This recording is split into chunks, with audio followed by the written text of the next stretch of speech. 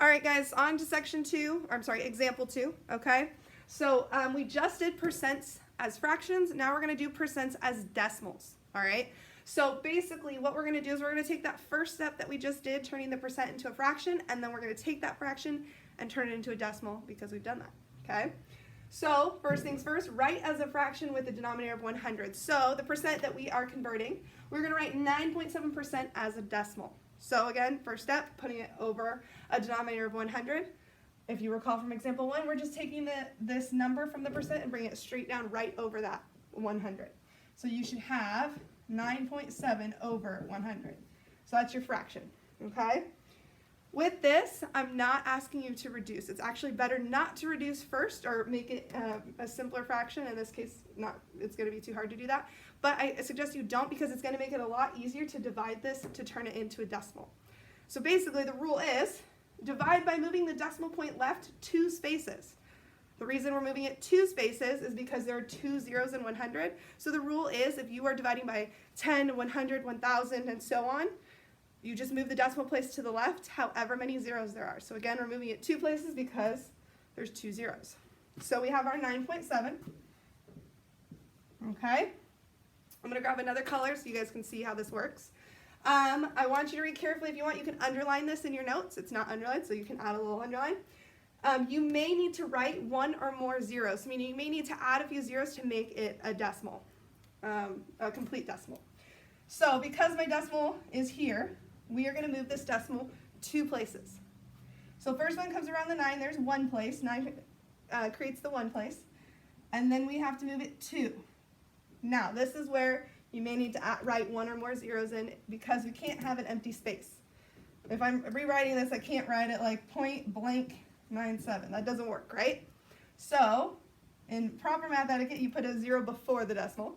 And we've got 1 space after the decimal, so your answer should be 0.097. So again, all we did was move that decimal over twice. Excuse me, and that's all we had to do. If you want to check your work to make sure you're correct, you can type this into your calculator. Remember, for a fraction, you type it in the same order. It's a little different than when you do it on paper. But 9.7 divided by, so remember that fraction symbol means divided by. So 9.7 divided by 100, and you should come out with the same answer.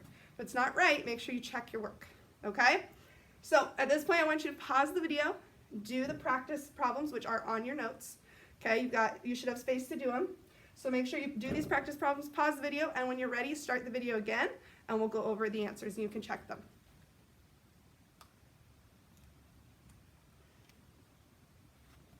All right, so you should have paused the video. Hopefully you did.